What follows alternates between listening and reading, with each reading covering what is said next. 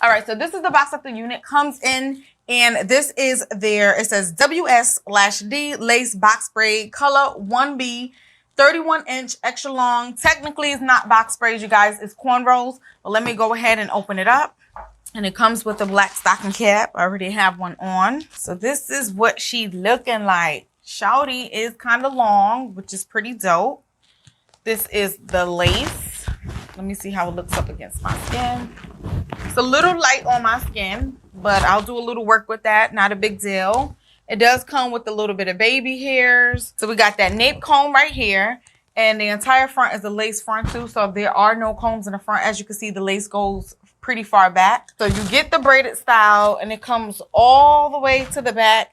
And then it looks like it's just some filler braids up under it and a few tracks to kind of fill out the back a bit.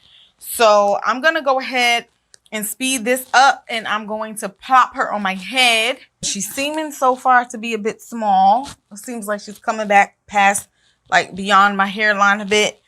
But what I'm going to do before I really figure out what she's fitting like and all of that, to kind of get the lace to blend more, I'm going to take my Ebin New York tinted lace spray in the color medium dark brown. I'm going to spray up my lace.